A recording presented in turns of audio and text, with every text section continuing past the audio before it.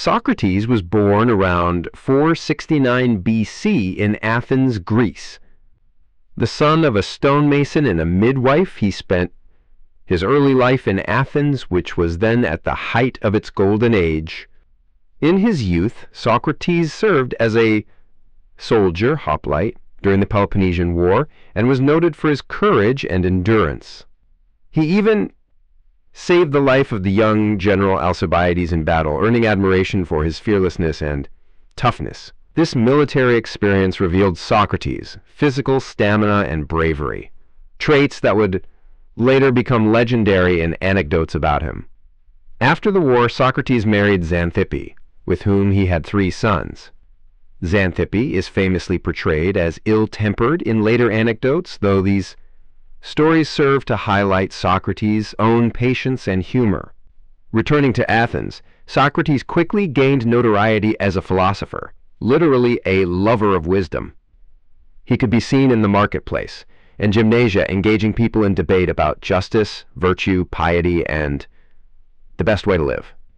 Socrates never charged money for conversation, unlike the paid teachers called sophists, and claimed he did not teach anything at all. Instead, he asked questions to spur others to think for themselves. He became famous for sayings like, "The unexamined life is not worth living," emphasizing that a life without self-reflection and seeking truth is empty. Socrates' habit of challenging prominent men on what they assumed they knew made him both admired and resented in Athens. He attracted many young followers from wealthy families, but also drew suspicion from those in power. A pivotal moment in Socrates' life was the story of the Oracle of Delphi. According to his associate Chaerephon, the oracle proclaimed that no one was wiser than Socrates. Socrates was baffled by this and set out to test the god's words. He interrogated politicians, poets, and craftsmen, people reputed to be wise, only to find that while they thought themselves knowledgeable, they could not withstand his probing questions. Socrates realized that perhaps he was wisest only in recognizing his own ignorance. As he famously put it, the only true wisdom is in knowing you know nothing, a lesson in intellectual humility. This revelation became a cornerstone of his philosophy. Wisdom begins by acknowledging how little one truly knows. However, Socrates' relentless questioning earned him powerful enemies. In 399 BC, when Socrates was 70 years old, the political climate in Athens had turned against him.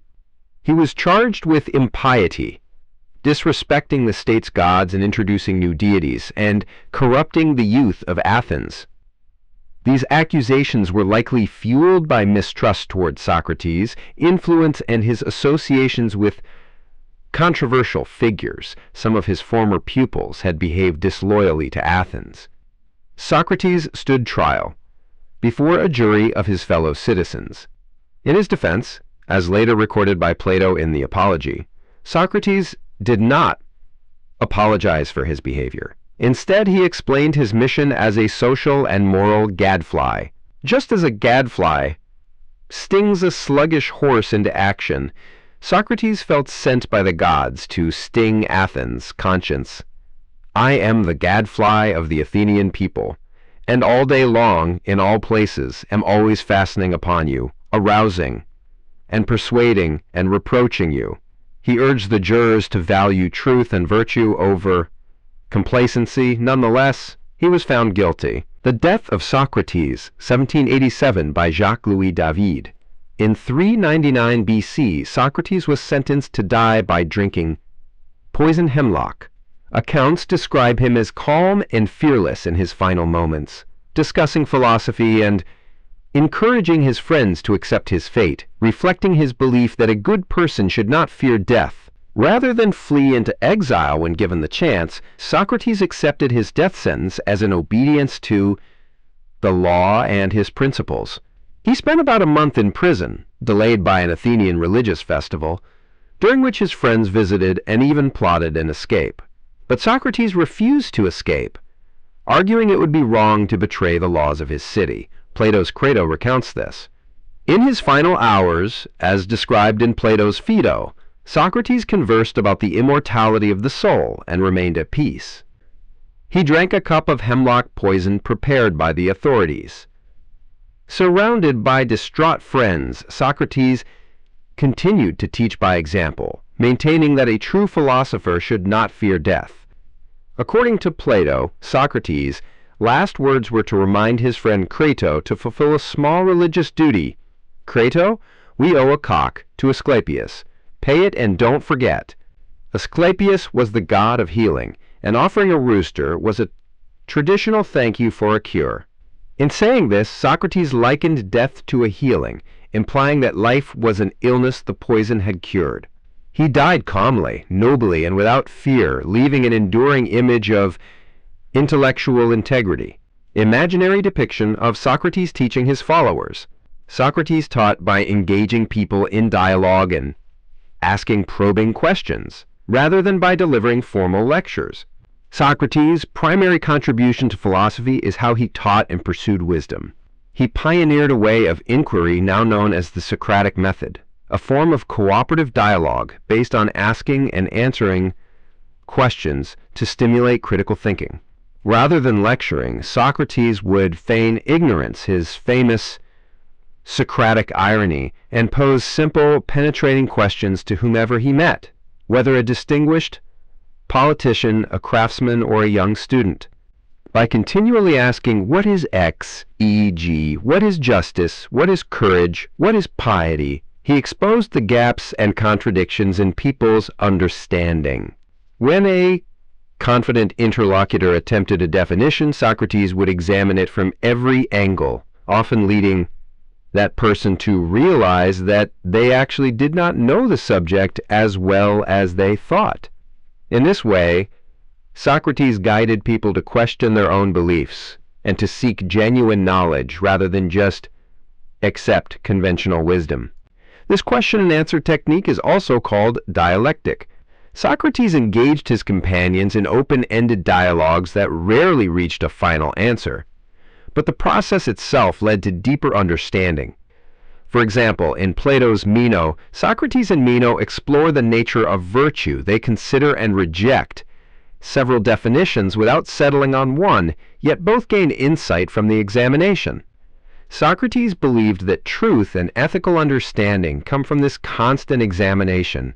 According to Socrates' philosophy, it is in examining life that you learn something, not in reaching an answer, as one summary puts it. His goal was to stimulate critical thinking and illuminate ideas, rather than to indoctrinate or impart facts. Unlike some earlier philosophers who focused on explaining the physical world, Socrates was concerned mostly with moral philosophy, how one should live one's life.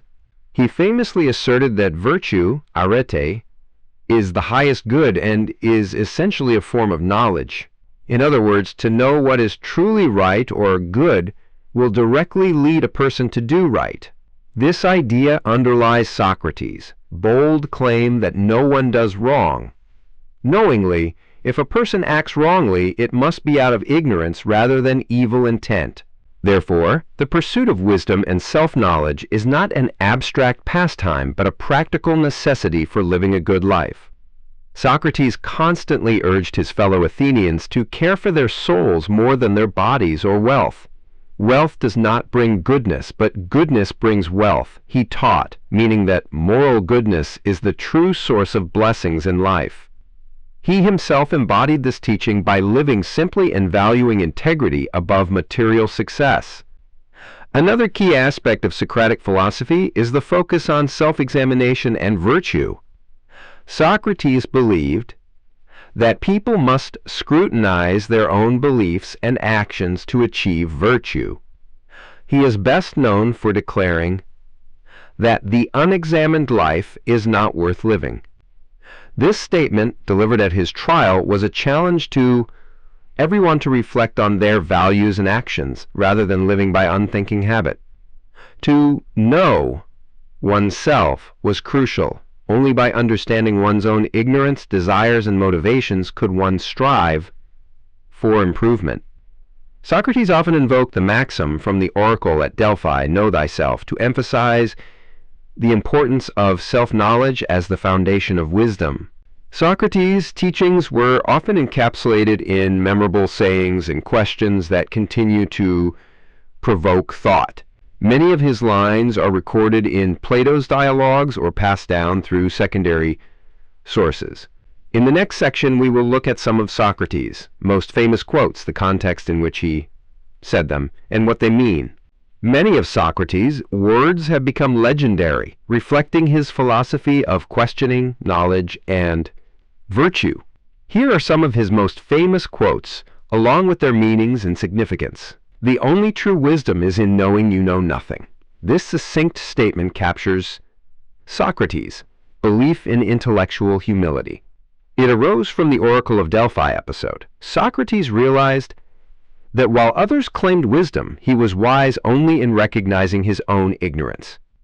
Acknowledging our limits opens us to learning. As Socrates showed, admitting you don't have all the answers is the beginning of genuine wisdom.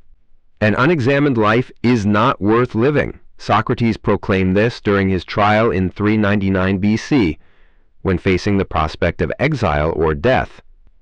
He would rather die than give up philosophy. The quote means that a life without introspection or self-inquiry lacks real meaning.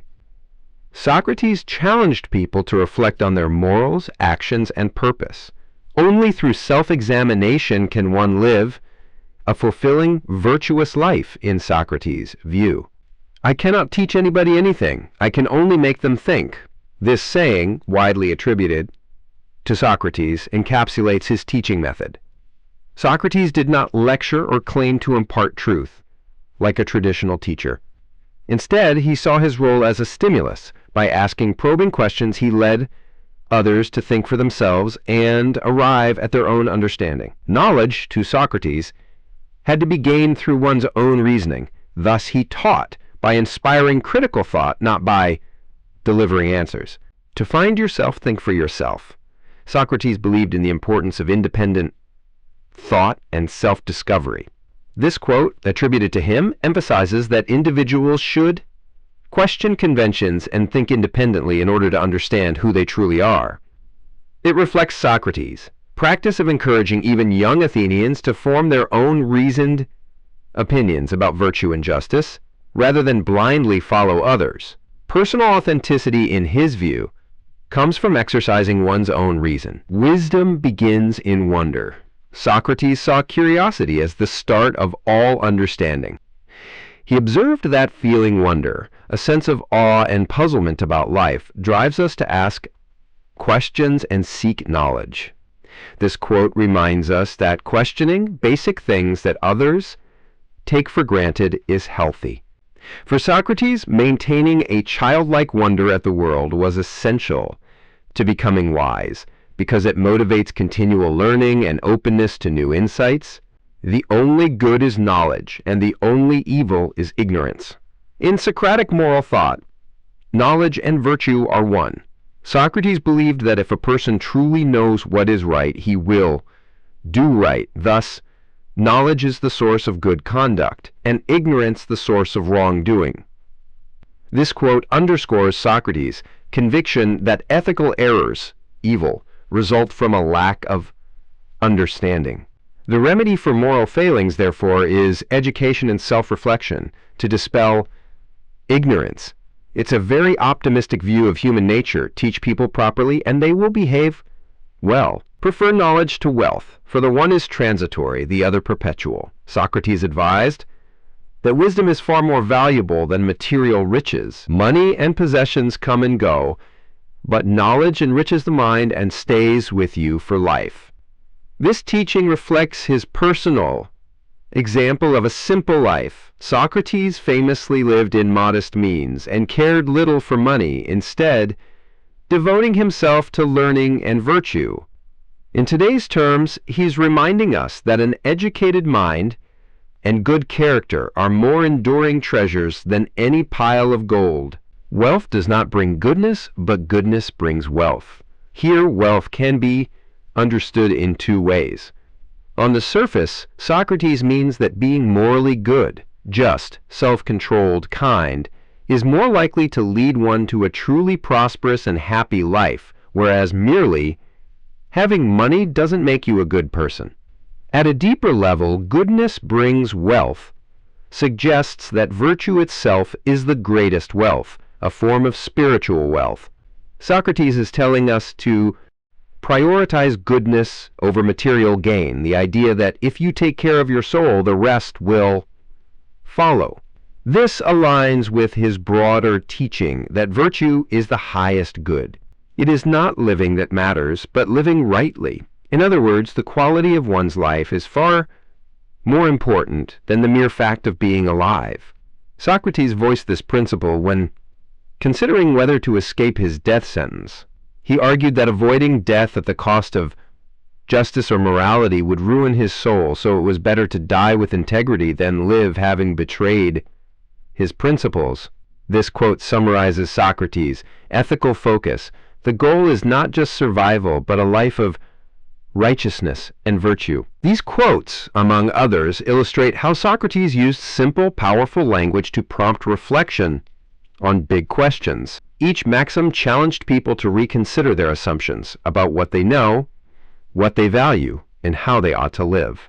Through such challenges, Socrates awakened critical thought in his listeners, a legacy that endures in philosophical discourse to this day. Beyond his philosophical ideas, Socrates was known for his distinctive way of life and character. He cut an unorthodox figure in Athens. Physically, Socrates was not handsome by classical standards. He was short and stout, with a bald head, bulging eyes, a snub nose, and thick lips, often compared to a satyr or comic figure. He also paid little attention to outward appearance. He would walk barefoot in all seasons and wear the same simple cloak day in and day out, neglecting any sort of luxury or vanity. This indifference to comfort astonished his contemporaries. Socrates seemed immune to cold, hunger, or fatigue. In battle, he famously went barefoot even on icy winter campaigns, and at drinking parties he could consume wine liberally without ever appearing drunk. Such was his self-mastery and physical endurance. Socrates also had a reputation for immense self-control and moderation. Athenians observed that while he felt basic human desires and emotions, he kept them on a leash through reason. For example, he could feel anger or attraction like anyone else, but he believed these impulses should be governed by one's rational understanding of good. This composure extended to how he dealt with others. He became renowned for his sense of humor and tolerance, even under provocation. One famous anecdote involves his wife Xanthippe, who by later accounts had a fiery, difficult temperament. When Xanthippe scolded Socrates harshly in front of guests and even dumped a pot of water over his head, Socrates reacted only with a wry quip. "Did I not say that Xanthippe's thunder would end in rain?" Rather than anger, he met her outburst with a smile. In another tale, after Xanthippe ripped his coat in public, Socrates refused to fight back, joking to onlookers if they'd enjoy a spectacle of them boxing each other. He likened living with a tough wife to training with spirited horses. "If you can handle the toughest, you can handle anyone," he said, noting that Xanthippe gave him valuable practice in patience. These stories, told by later writers like Xenophon and Diogenes Laertius, may be exaggerated, but they paint a picture of Socrates as unflappably patient, witty, and good-natured at home, just as he was probing and fearless in public. Despite his unkempt appearance and lack of wealth, Socrates had a magnetism that drew many followers. Young Athenians from prominent families, including Plato, sought his company in the Agora to engage in debate or just listen. He treated them as friends rather than pupils, and his personal example was as instructive as his words. Socrates lived very simply. He had few possessions, ate plain food, and went barefoot. When he walked through the busy Athens market, he would often observe the abundance of goods and remark wryly, "How many things I can do without." This simplicity and contentment with minimal needs was a core part of his philosophy, a focus on the health of the soul over the body or wallet. Interestingly, Socrates also spoke of having a kind of inner divine guide. He claimed to be advised by a mysterious inner voice or sign, which he called his daimonion. Socrates said this spiritual voice would occasionally warn him away from certain actions when they would be harmful or unjust. For instance, he mentioned that his daimonion never told him what to do, but it would stop him from doing something wrong. This was unusual in Greek culture and led to rumors that Socrates believed in strange divine things, one of the factors in the impiety charge against him. Socrates, however, did not describe it as a new God, but rather as a personal spiritual conscience. It illustrates his mystical side. Although rational in philosophy, he had a deeply spiritual outlook, feeling guided by a divine moral intuition. During the month between his trial and execution, Socrates continued to live by his principles. A curious fact is that in jail he composed poetry for the first time. Friends wondered why this notorious non-writer suddenly started writing verses.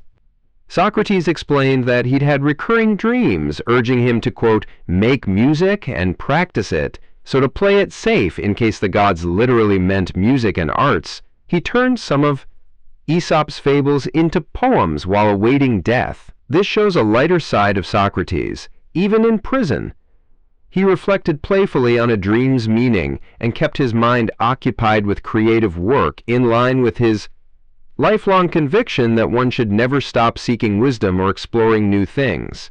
Socrates' impact on philosophy and education is incalculable. Western philosophy is often said to have a before and after division at Socrates' life. Everything prior, the pre-Socratic thinkers, is seen as a prelude, and everything after was deeply influenced by Socrates' ideas and method. His most famous student, Plato, carried on Socrates' legacy by writing dialogues with Socrates as the central character, preserving his conversations and teachings. Plato's works, in turn, became the basis for much of Western philosophical thought. Another pupil, Xenophon, also wrote memoirs and dialogues featuring Socrates, providing additional, if somewhat less philosophical, perspectives. Even Aristotle, who never met Socrates but studied under Plato, testified to Socrates' influence, for example, crediting Socrates with first focusing philosophy on ethical questions and the search for universal definitions. Through Plato and Xenophon, Socratic thought influenced countless later philosophers and schools. The Stoics admired Socrates' self-control and pursuit of virtue. The skeptics drew inspiration from his profession of ignorance. Christian thinkers saw parallels between Socrates' martyrdom for truth and their own saints. In the 18th century Enlightenment, scholars like Voltaire and Diderot hailed Socrates as a hero of reason.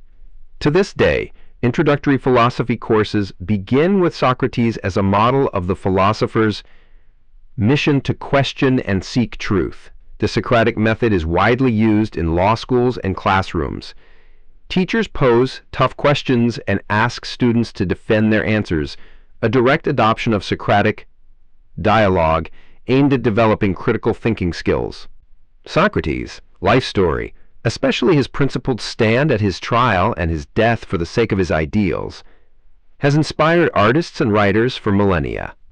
The image of Socrates calmly drinking the hemlock, as in the painting above, surrounded by grieving students, is iconic. It symbolizes the triumph of conscience and intellect over fear. Such integrity is a big part of his legacy.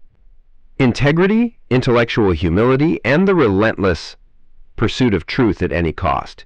These are often referred to as Socratic virtues. Finally, Socrates' legacy includes a methodology of inquiry that can be applied well beyond philosophy. The idea of questioning assumptions is fundamental to science, law, and democracy.